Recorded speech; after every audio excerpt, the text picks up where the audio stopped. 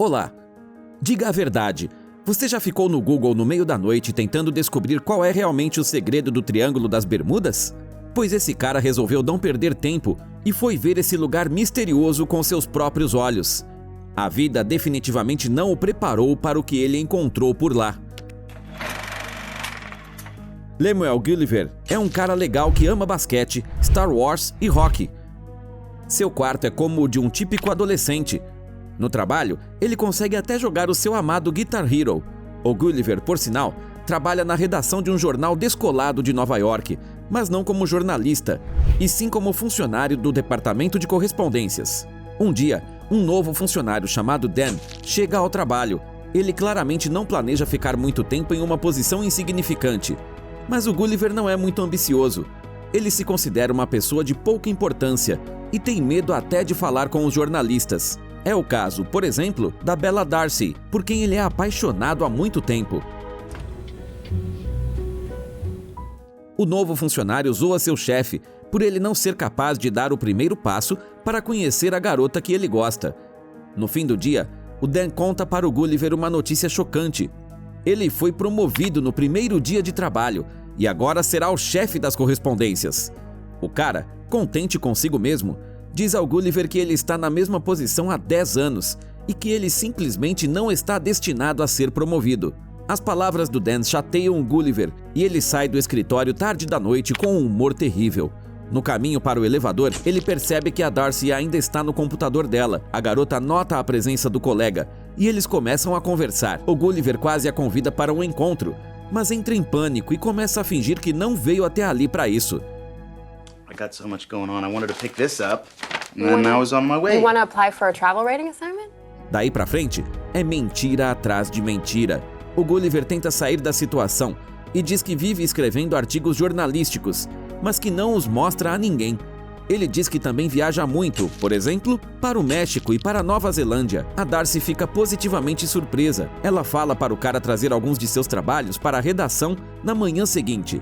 O Gulliver fica a noite toda tentando dar à luz a uma matéria legal sobre viagens a diferentes países, mas ele não consegue sair do título. É então que ele tem uma ideia brilhante: juntar fragmentos de vários guias e sites de viagem. Wow.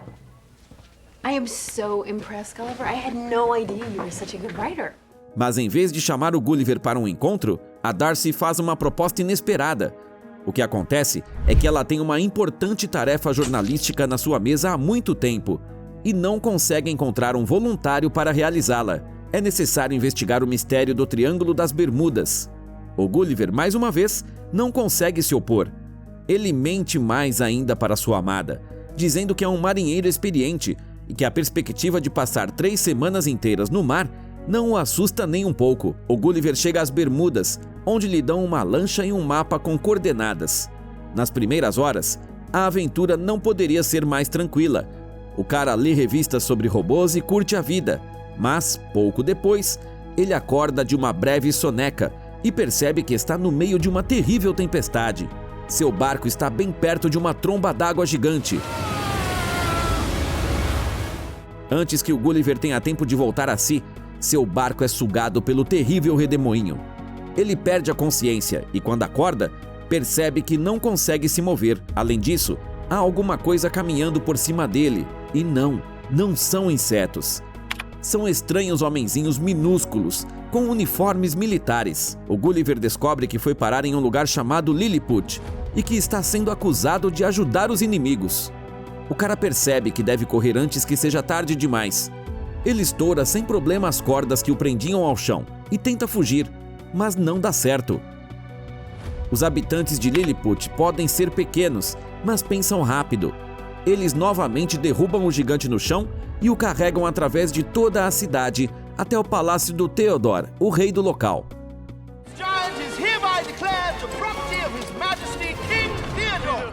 A princesa Mary diz ao pai que é desumano tratar um visitante assim. Ela pergunta se é possível libertar o gigante das amarras. No entanto, seu noivo, o general Edward, se opõe fortemente. Ele não tem dúvidas de que o Gulliver é um espião do reino inimigo de Blefusco e exige que ele seja preso. O Gulliver é jogado na prisão. Lá, ele conhece Horatio, um morador de Lilliput, que foi preso por estar apaixonado pela princesa Mary. O Gulliver não consegue acreditar que alguém possa ser mandado para a prisão por isso, mas o Horatio explica que esse tipo de coisa não é permitido para pessoas de sua classe, a menos que cometam algum ato incrivelmente valente. A conversa dos amigos de prisão é interrompida pelo General Edward. O Gulliver tenta convencê-lo e pede para que ele afrouxe suas algemas, mas ele se recusa. Em vez disso, ele sela o gigante e o faz trabalhar como uma espécie de trator no campo. Mas o exército inimigo de Blefusco já está chegando. Eles aproveitam a ausência temporária do general em seu posto e se infiltram no território do reino. O plano dos invasores é simples: incendiar o castelo com os membros da família real dentro e sequestrar a Mary. O general Edward corre na mesma hora para ajudar sua amada, mas é rapidamente capturado pelos soldados inimigos. Para o Gulliver, por outro lado, não custa nada salvar a princesa. Basta esticar a mão até a sacada dela, mas isto não é o suficiente. O rei ainda está lá dentro e o palácio está sendo engolido pelas chamas. O Gulliver consegue quebrar a janela, mas é impossível pegar os liliputianos. Simplesmente não há água suficiente para extinguir o incêndio. O Gulliver pensa desesperado no que fazer, e então, uma ideia brilhante vem à sua mente: tirar as calças e... A multidão homenageia o herói, e o Theodore o convida para um banquete de celebração. O Gulliver concorda, mas impõe uma condição: libertar o Horatio da prisão, e convidá-lo para um encontro também. Os amigos passam a noite toda no castelo. O Horatio se aproxima da princesa Mary e o Gulliver se torna o centro das atenções. Ele conta aos convidados de onde veio, mas, como de costume, a conversa sai do controle e os presentes ficam pensando que Manhattan é uma espécie de mega monarquia e que o Gulliver é o governante local. Nos 7 dias seguintes, os liliputianos constroem uma casa de tamanho humano para o Gulliver. Além disso, eles fazem um teatro, onde são encenadas performances baseadas em Star Wars, Titanic e Avatar. O Gulliver mente para o rei e para os outros espectadores que tudo isso são histórias de sua própria vida. Todos admiram o novo ídolo e somente o Edward se mantém extremamente cético em relação a tudo isso. I'm sorry. You mean to say that you actually died in this shipwreck? As coisas estão indo muito bem para o Horatio. Seu novo amigo lhe ensina táticas de sedução do além-mar e ele canta uma música incomum para sua amada.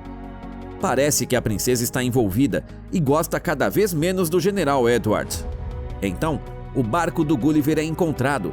Ele está quebrado, mas os súditos do rei Theodore prometem consertá-lo rapidamente. O gigante fica incrivelmente feliz, especialmente porque encontraram seu telefone no barco, no qual há um monte de mensagens de voz da sua amada Darcy. O Gulliver fica ansioso para ouvir as palavras de amor da garota, porém... Enquanto o Gulliver estava fora, a Darcy teve um tempo de dar uma olhada em seu artigo e descobrir que ele foi completamente copiado de guias e artigos da internet. Agora, a jornalista terá que fazer a tarefa editorial ela mesma e não quer nem ver o Gulliver. Todo o entusiasmo do gigante desaparece na mesma hora. À noite, ele está sozinho e triste, mas a princesa Mary o nota. Ela adivinha que o Gulliver está chateado por causa de uma princesa que o espera lá no reino distante. A Mary admite que ela também está atormentada por questões do coração. Afinal, ela se apaixonou pelo Horatio. O Gulliver a encoraja e diz para ela seguir seu coração. Ele também pergunta se o rei pode deixá-lo ficar um pouco mais. Ao saber que o gigante não tem pressa de ir embora, o Edward fica furioso. O rei não gosta de seu surto e decide nomear o Gulliver como o novo general e o Edward seu substituto. A humilhação deixa o ex-general simplesmente doido e ele decide se vingar.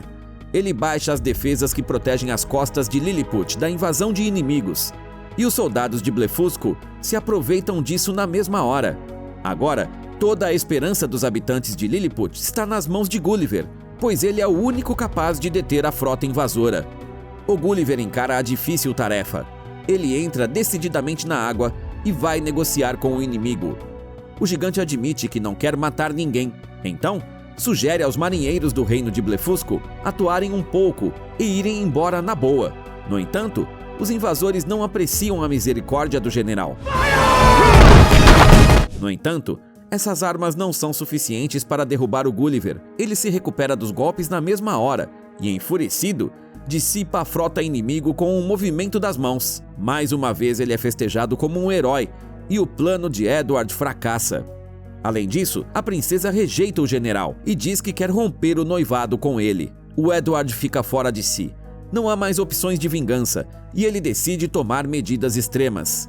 Fazer uma visita à nação inimiga vizinha. O vice-general diz ao rei local que o Gulliver transformou Lilliput em uma cópia da distante e repugnante Manhattan, e que, se eles não agirem, o mesmo acontecerá com seu reino muito em breve. O Edward propõe a eles um plano que ele desenvolveu usando as instruções de robótica encontradas no barco do Gulliver. Logo, soam misteriosos 5 golpes na praça principal de Lilliput, e as pessoas saem correndo em pânico. O Horatio fala para o Gulliver que algo terrível está para acontecer, e então, o gigante vê na sua frente um estranho robô, controlado pelo Edward. O rei percebe que o servo o traiu e que somente o Gulliver pode salvar a monarquia. Agora, o gigante precisa enfrentar uma batalha decisiva, mas ele concorda facilmente. Só que ele ainda não sabe o que o espera a seguir.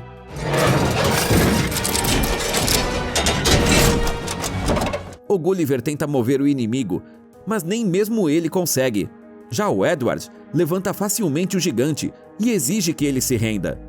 O Gulliver implora por misericórdia. Os Lilliputianos não podem acreditar em seus ouvidos. Ele é o presidente de outra nação e o homem mais corajoso da Terra. Mas desta vez, o Gulliver não está com disposição para piadas e mentiras.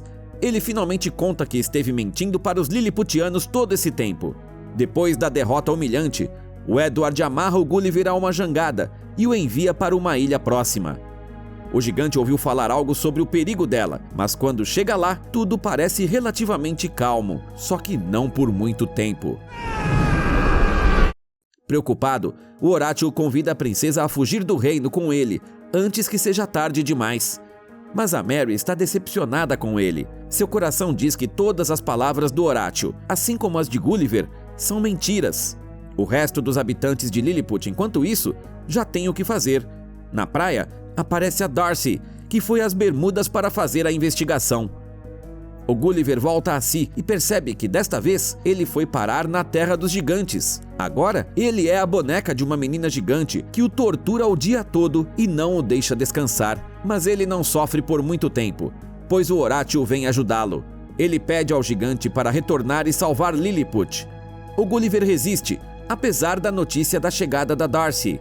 Então, o Horatio lembra de todas as suas façanhas brilhantes e o gigante acaba concordando.